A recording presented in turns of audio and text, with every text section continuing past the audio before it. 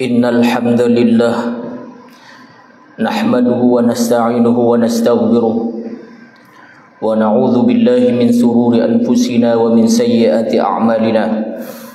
May yahdihillahu fala mudilla lahu wa may yudlil fala hadiya lahu.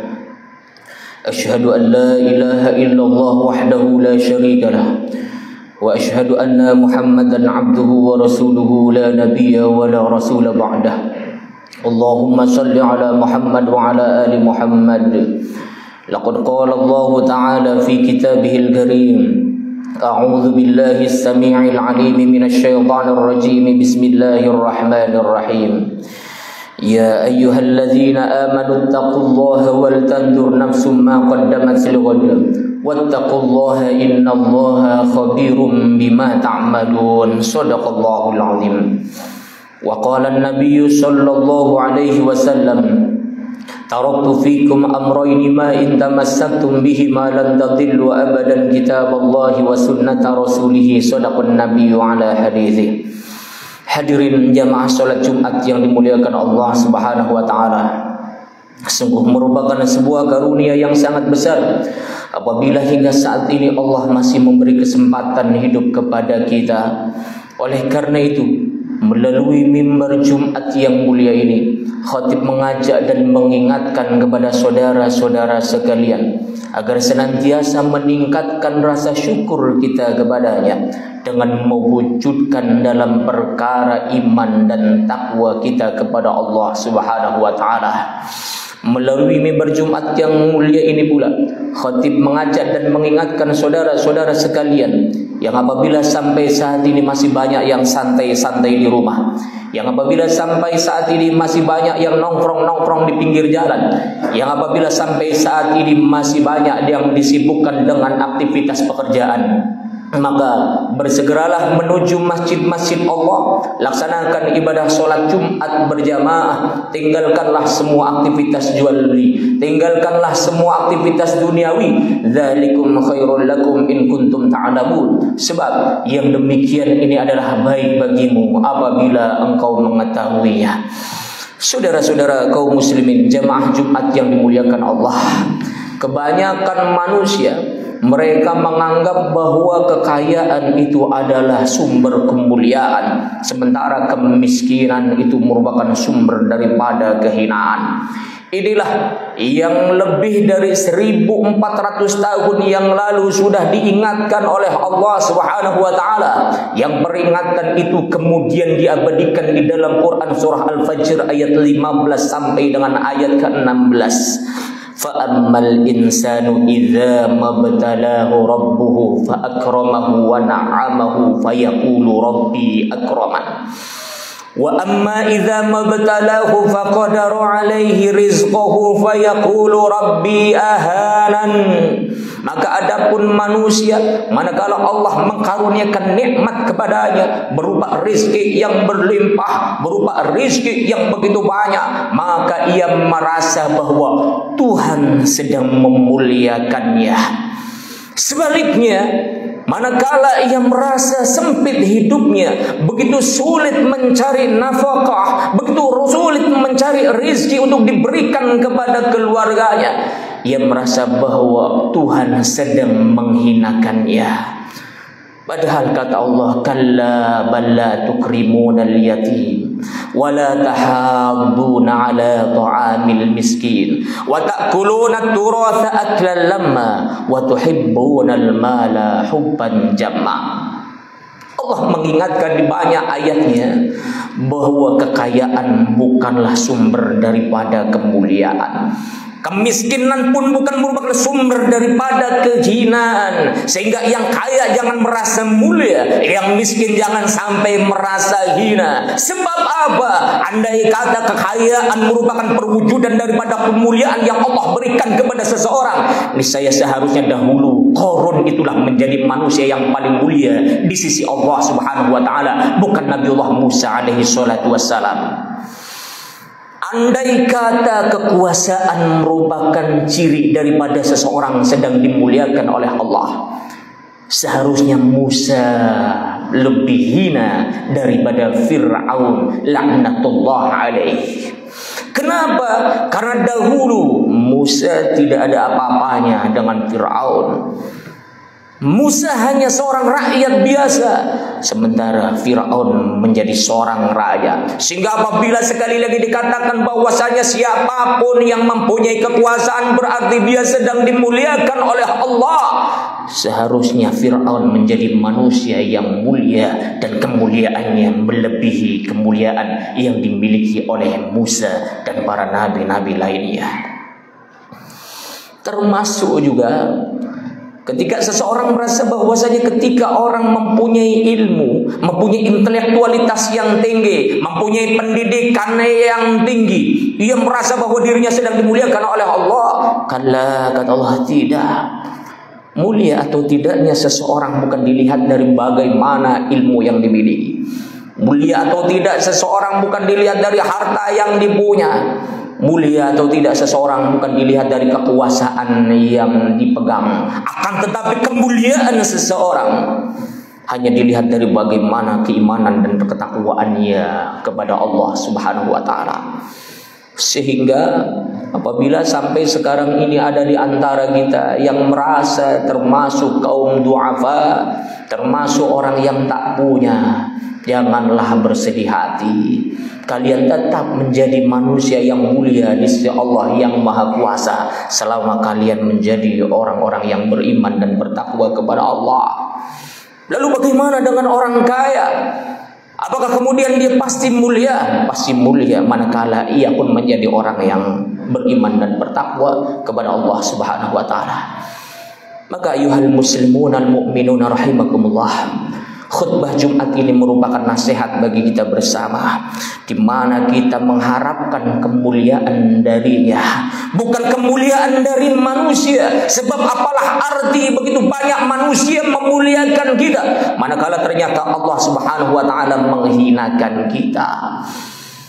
Orang yang beriman kepada Allah Subhanahu wa taala yakin kekayaan ataupun kemiskinan itu merupakan ujian yang telah Allah berikan kepadanya. Sehingga pada prinsipnya ketika ia mendapatkan rizki ia bersyukur, ketika ia mendapatkan musibah ia bersabar, ketika ia mendapatkan nikmat ia mengucapkan alhamdulillah, ketika ia mendapatkan bala ia mengucapkan innalillah. Inilah prinsip orang-orang yang beriman kepada Allah Subhanahu wa taala. Lalu bagaimana dengan kemarin Ustaz kejadian banjir bandang yang menimpa Cirebon dan beberapa wilayah lainnya? Apakah itu merupakan azab dari Allah Subhanahu wa taala? Apakah itu merupakan ujian dari Allah? Maka saya meyakini bahwa itu adalah hukuman dari Allah Subhanahu wa taala kepada kita semua. Berarti Allah tidak sayang kepada kita? Bukan. Allah menghukum kita bukan berarti Allah benci kepada kita. Allah memberi hukuman kepada orang-orang Cirebon bukan karena Allah murka kepadanya. Justru kadangkala hukuman diberikan kepada seseorang sebagai bentuk rasa sayang kepada mereka. Sebagaimana ketika seorang guru menghukum muridnya, sebagaimana ketika orang tua menghukum anaknya. Apakah karena orang tua benci kepada mereka? Tidak. Kadangkala orang tua memberikan hukuman kepada anaknya, guru memberikan hukuman kepada murid-muridnya, justru karena mereka sayang kepadanya, karena ia tidak rela muridnya tidak disiplin, karena tidak rela muridnya tidak taat, karena ia mengharapkan kelak di kemudian hari anak muridnya menjadi orang-orang yang sukses dunia wal akhirah. Saudara, Allah memberikan banjir di wilayah Cirebon Barat. Tadi malam mendengar informasi bagian wilayah Cirebon Timur, wilayah Sedong, wilayah Sindang Laut, wilayah Buntet, sampai wilayah Astana Japura, Kanci, Pengarangan, Bendungan, dan sekitarnya.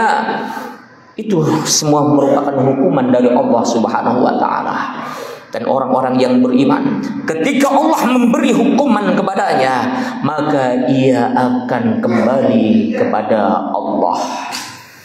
Ini tentu berbeda dengan orang-orang yang fi qulubihim maradun, terdapat penyakit di dalam hatinya. Sawa'un 'alaihim ma anzartahum am lam tunzirhum la yu'minun. Sama saja bagi mereka diberikan peringatan atau tidak, diberikan hukuman atau tidak, diberikan malapetaka atau tidak atas mereka, la yu'minun. Mereka tidak akan beriman kepada Allah Subhanahu wa taala. Sehingga semakin banyak bencana terjadi pada dirinya, bukannya ia menjadi orang yang saleh, berubah menjadi orang yang ahli shalah, ahli ibadah, justru ia semakin menjadi-jadi dengan kemaksiatan yang dilakukannya. Inilah orang-orang yang celaka, orang-orang yang mati rasa. Kapan ia akan tersadar dan kemudian bertobat kepada Allah Subhanahu wa taala? Ketika nyawa sudah berada di kerongkongannya, barulah ia kemudian bertobat kepada Allah Subhanahu wa taala. Tapi sungguh sangat disayangkan, pada saat itu pintu taubat sudah ditutup oleh Allah. Sebagaimana Fir'aun dahulu ketika didakwahi oleh Nabiullah Musa alaihi salatu wassalam, ia tetap tidak bergeming dengan nasihat-nasihat yang disampaikan oleh Nabiullah Musa kepadanya, hingga kemudian ia tenggelam dan sesaat lagi nyawa akan terjerabut dari raganya. Barulah ia berkata, amantu bi Rabbi Musa wa Harun. Sekarang aku beriman dengan Tuhannya Musa dan Tuhannya Harun. Sekarang aku percaya dengan Tuhannya Musa dan Tuhannya Harun. Sekarang saya percaya bahwa tidak ada Tuhan kecuali Dia. Tapi apakah taubat Fir'aun pada saat itu diterima oleh Allah? Jawabannya adalah tidak. Kenapa? Karena sudah terlambat baginya. Ayyuhal muslimun al-mu'minun rahimakumullah. Banyak saat ini ada mahasiswa, ada pelajar, ada pengusaha, ada karyawan, ada pegawai, ada mamang beca, ada tukang bakso, ada tukang cilok, semuanya. Jadilah kalian semua orang-orang yang beriman dan bertakwa kepada Allah. Lakukan segala apa yang sudah diperintahkan oleh Allah dan jauhi segala apa yang sudah diharamkan olehnya. Yakinlah, mungkin kalian bukan siapa-siapa di dunia ini. Apabila kalian beriman dan bertakwa kepadanya, yakinlah kalian akan menjadi orang yang mendapatkan tempat terbaik di sisinya. Jadilah seorang muslim yang mengatakan ana muslim qabla kulli syai'. Aku adalah seorang muslim sebelum segala sesuatu ada pada diriku. Aku adalah seorang muslim walaupun aku adalah seorang polisi. Aku adalah seorang muslim walaupun aku adalah seorang tentara. Aku adalah seorang muslim walaupun aku adalah seorang pengusaha. Aku adalah seorang muslim walaupun aku adalah orang yang kaya. Aku seorang muslim walaupun aku seorang pejabat. Sehingga keislaman tidak akan digadaikan hanya untuk mengejar dunia belaka. Ia sadar bahwa yang harga mati bagi dirinya adalah Islam, bukan harta, pangkat, dan kedudukan. Ia sadar yang harga mati adalah Islam, bukan kekayaan. Ia sadar yang harga mati adalah Islam, bukanlah gelar prestisius duniawi. Itulah sebabnya Allah Subhanahu wa taala mengatakan, ya ayyuhalladzina amanu, wahai orang-orang yang beriman, ittaqullaha haqqa tuqatih. Bertakwalah kalian kepada Allah dengan sebenar-benarnya takwa. Wala tamutunna illa wa antum muslimun. Dan janganlah kalian mati wahai orang-orang yang beriman kecuali kalian mati dalam keadaan menjadi seorang muslim. Di dalam ayat ini Allah tidak mengatakan janganlah kalian mati kecuali kalian mati dalam keadaan menjadi pegawai negeri, tidak. Allah tidak mengatakan janganlah kalian mati kecuali kalian dalam keadaan menjadi orang kaya, tidak. Janganlah kalian mati kecuali kalian dalam keadaan menjadi pegawai BUMN, tidak. Allah hanya mengatakan la tamutunna illa wa antum muslimun. Janganlah kalian mati wahai orang-orang yang beriman kecuali kalian mati dalam keadaan menjadi seorang muslim. Usikum wa nafsi bitaqwallah faqad fazal muttaqun. Barakallahu li wa lakum minal ayati wal dzikril hakim. Wa taqabbalallahu minna wa minkum taqabbal ya karim. Fastaghfiruhu innahu wal ghafurur rahim.